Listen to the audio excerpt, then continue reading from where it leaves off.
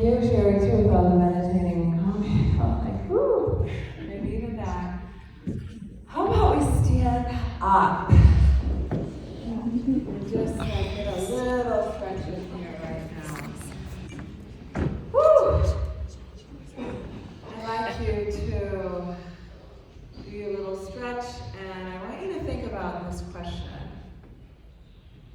What is possible for you?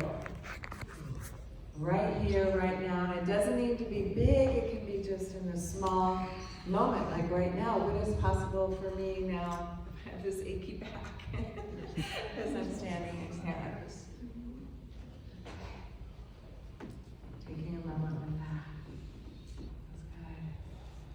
Well, this is why I'm so excited to be here, to share with you energized living principles that is going to get you that kind of lifestyle that is going to allow you to be able to receive these different possibilities in your life. You can sit down now. And the exciting thing about it, why I am so excited, is it can be easier than you think. It can just flow right into your day so gently. You know, we see a big list of all these things for us to do the meditation, to do the prayer, and bring this all in. And it can be so easy, and that's what we're going to show you today. How you build peace within your body and your mind and your soul. We've been talking a lot about prayer and dropping in. How we can lay a foundation of resilience when we have these waves in our lives and these big life events that happen that throw us off of our feet. How we can get back in. And how we can just do it with fun. How we can create that lifestyle.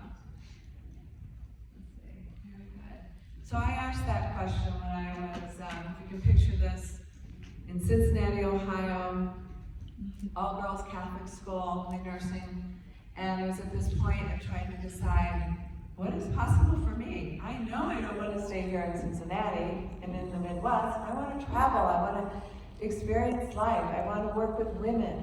You know, that was the area of nursing that I wanted to participate in. And we had a Air Force recruiter come to our, giving a luncheon. And this, as you all know, is in the 80s. The military was not cool. And especially for a college-educated, upper-middle-class girl like me and family, it was never really talked about. It was not something that we did. So he was talking about nurses in the Air Force, and I'm like, And there was an internship for obstetric nursing, which as a new grad, you cannot get into a specialty field. And I was like, tell me more about that. And my friends are like, what are you doing talking to him for? Like, I said, I'm just getting information here. I want to know some situation. That's all, And I go, so I'm like, well, what about boot camp? Nope, don't like to go to boot camp. Got 2 weeks, that's all, know how to do that. You go in as an officer. All right, that sounds good. How long do I have to stay in? 3 years. Well, this sounds even better. So you're going to move me. I'm guaranteed if I get accepted into this internship program, I'm guaranteed in this area. I'm like, yeah. And I go, here's the caveat though. This board is meeting like in 2 days. So if you're serious, you need to give that application in now. Now my parents were on vacation somewhere, I had no idea what was going on. And I was like, I'm just going to apply. What else do I have to do? Why not? And my friend's like, what are you doing? So I just go down and did it. And as I was waiting, that's when I was really researching, and, talk to my parents, and it's a typical thing. This is back, no cell phones. Mom's upstairs, dad's downstairs. They're all on the phone. So, honey, what's going on? Well, I'm kind of thinking about going in the Air Force. I'm like, what? Are you crazy? I'm like, I'm checking this out. So lo and behold, came time and I got accepted in, and by then I was like, yeah, I want to do this. So the point in all of this, I went forward. My mother is crying as, she's pinning my bars on me, and being a commissioned officer is a big deal. I had no clue, about any of this. I'm like, whatever. And it turned out to be the best experience of my life. I didn't expect to go to Desert Storm. That wasn't in the plan. As my mother said, it's like, well, what about the war? Like, oh, don't worry about it. They send the reservists. That won't be me. And, you know, you try to plan your life, right? It's like, oh, I'll do this for 4 years, and then maybe I'll go back and find somebody to marry, and, you know, all that. And zoop, God had another plan for me. No, you are engaged to be married, and yes, you are getting your master's in corporate wellness, because I want to shift out of the clinical world and help people stay out of the hospital. I knew I wanted to do that. They're like, no, you're going to war. And I didn't know, this was after Vietnam. We didn't know if we were getting back. Had no clue. And, you know, we went to our priest, we get married, and, you know, it was like, no, that doesn't make sense. So I never realized how much I rely on my, you know, basically my 3 pillars that have been coursing through my life since the very beginning. You better believe I was praying my rosary. I was getting on that plane, you know, over to Iraq. And being able to bring in, you know, protection, and what we talk about with protection has to do with how we live our life, how we think, how we move, what we eat, how we bring in plant medicine, and what have you. I remember, you know, as we're waiting, here we are waiting to hear kind of where we're going to be placed. It's a lot of waiting when you first get there, and I'm looking around at my reservists, and, you know, a lot of them weren't in their best shape, you know. And I had already was in my training with this corporate wellness, and I had to take classes on leaving fitness classes and everything. I'm looking around and I go, you guys, we need to move. And so I got my little Walkman, turned up the radio, and we started in our combat boots while we're waiting into it. And I'm leading them through, come on, left, right, kick, let's go. Because we needed to move our body, protection. So it comes to you in whatever, and that brought in, their concept is play, right?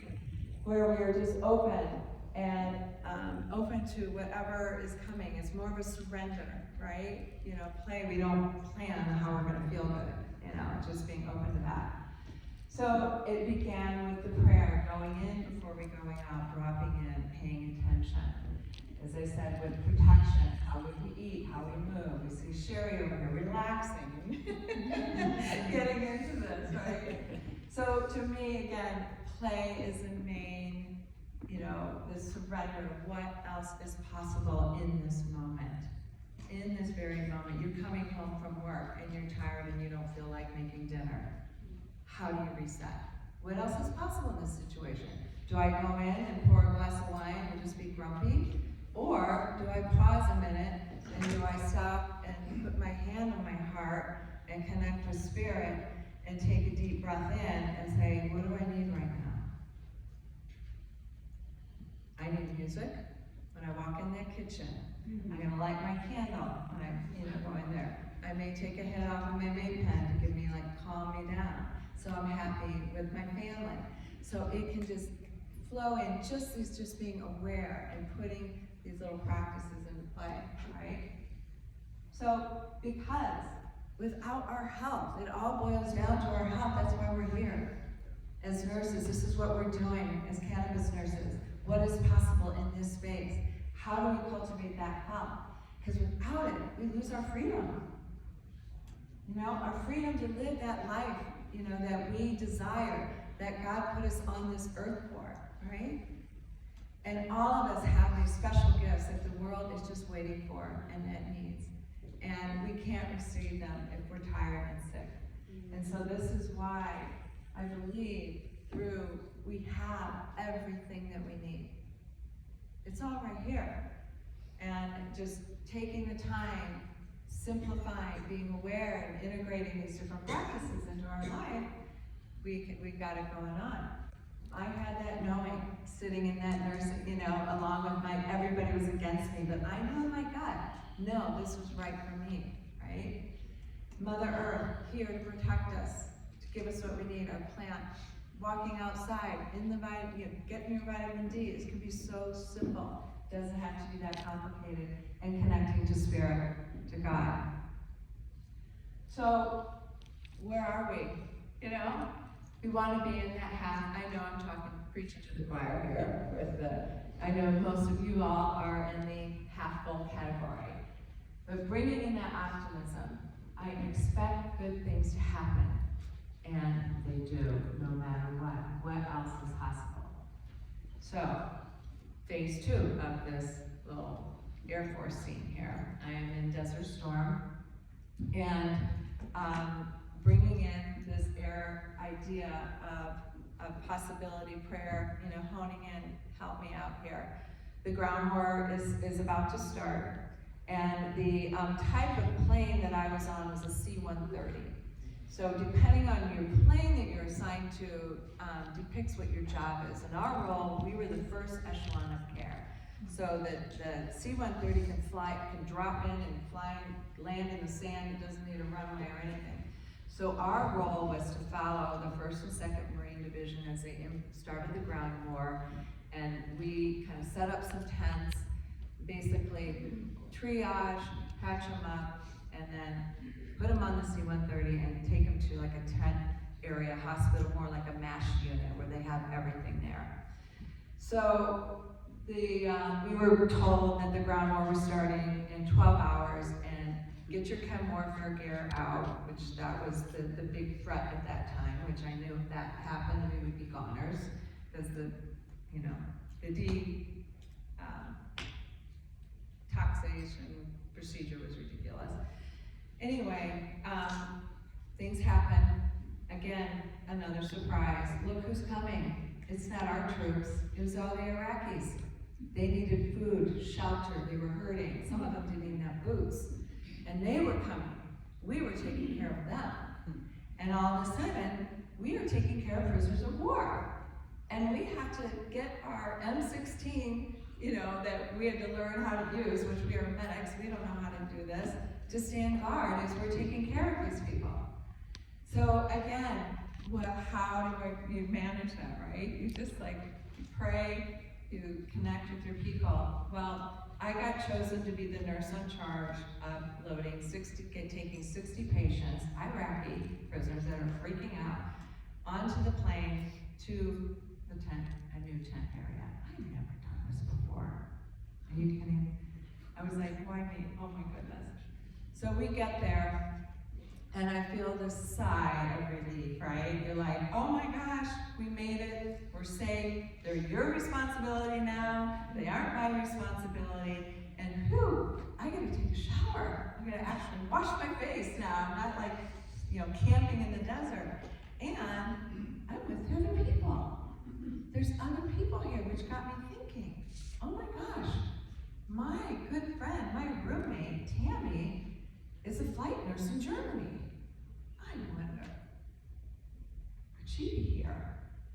Wouldn't that be insane? Out of the whole, theater of this war, my best friend be here. And so I just asked. I was like, hey, does anybody know Captain Link? They're like, oh yeah, she just walked out of the tent here. She's go down, you'll find her. I was like, oh my God. Ask and you shall receive, right? It was like unbelievable. And I know that was a gift. That was that blessing in that dire situation that was given to me, as a comfort. I was needing, people, somebody that I knew, right? So you never ever know what can be possible, if we ask, and if we just take the time to take care of ourselves, give us the space to dream, to think, and not to be stuck in this, the path, the same mode. And like I said, I know I'm talking to the choir here, because you guys are all, amazing. And I want to give you a practice that you can do. It's one of my favorites because it encompasses all 3 P's of energized living, with the prayer, being able to focus in and dropping into what your inner desire and what your communication with the source. And the second, protection of our back, of how we're going to take care of our back and reset when we get into these moments of, stress and flare, and then play. We're gonna listen either to your favorite music or make this just kind of fun and playful. So I call it the 3-minute surrender hang, because that's all it takes is just 3 minutes. It could take 1 minute to shift you out of that sympathetic mode into the parasympathetic mode. And why I name it surrender is because we are gonna let go of any of the tensions that are happening at this moment, right? And it encompasses a gravity yoga pose, okay? And the 3 components of the gravity yoga pose is you're gonna get your body loose, because we're trying to release any of the tensions that we're holding in our fascia. Because as we know, we carry a lot of our stress and tension in our fascia. And if we don't release it, it's gonna stay there. We don't want it to stay, right? And breathing, we've been talking a lot about breath. And think about this when you're born. What do? You breathe. It's your life. The Holy Spirit is breath. When we breathe in. Ever-present God, here with me now. Help me to be here with you. Just saying that moment, pause. And then we're holding it for at least 1 minute to 3 minutes, because the amount of time that we hold it helps to release that tension. So I'm going to ask you to stand up again, and we are going to do this. I'm going to have you hold it for 1 minute, and you're going to stand first of all with your feet. Sherry will demonstrate. Yeah, awesome. Feet are hip width apart, and before we even start this, we need to check in and see where we're at, right? So we have a little awareness right now. Your hands are just outstretched, and we're just going to pause, like I said earlier. We're going to call out to our spirit. Ever-present God, here with me now. Help me to be here with you.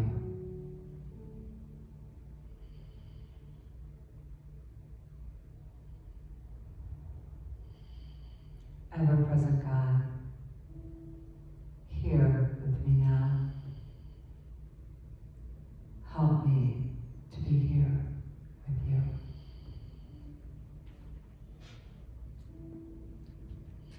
I'd like you to inhale. And then as you exhale, you're going to bend your knees a little bit. And then you're going to exhale and you're going to bend over. And you're going to have your arms, your hands are outstretched. And you're leaning down, bending down, like a forward fold. As your hands are outstretched, you're thinking, I am letting go of all the worries that are running from my head, down my shoulders, down to my hands. My hands are outstretched because I am giving these over to you. I am giving this to you. I am breathing in for 4, 3, 2, 1, and I am exhaling all these worries and concerns. 8, 7, 6, 5, 4, 3, 2, 1. Inhaling 4, 3, 2, 1. Exhaling 8, 7, 6, 5, 4, 3, 2, 1. Keep it going. This might be tough. Bend your knees if you're feeling a little tension. And about 30 seconds more. Breathe in, releasing any tension and worry. We're activating flow. We're activating the endocannabinoid system. And letting it go. Inhaling 4, 3, 2, 1. Exhaling 8, 7, 6, 5, 4, 3, 2, 1. Up into your slow.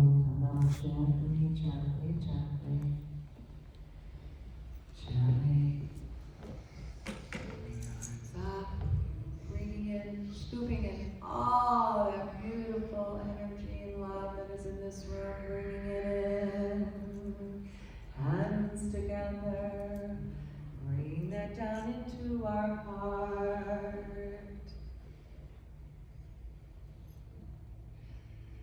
What is possible? What is possible for me now, in this moment?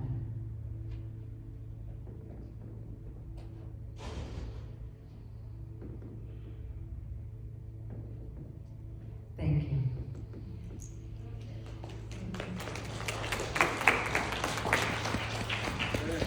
Thank you for going through that exercise with me. I hope you felt a little different after that. Wasn't that amazing? Like how quick that can switch for you? And so just remember, and if you want a little video of that, I have my gift to you. You can sign a little paper up here. I'd be happy to forward that to you. Yesterday, I expanded on this and we did a 20-minute morning flow that works the spine, so you can have that as well. But I hope you can see how easy that was, right? And how if we just come to that thought thinking, what else is possible for me now? How can I live my life that's going to activate that? And how can I bring that shine to others? And so thank you so much for listening, for participating, for being all the beautiful people that you are here, right now in here. And I hope you walked away with some fun tips. And keep asking that question, what else is possible? All right.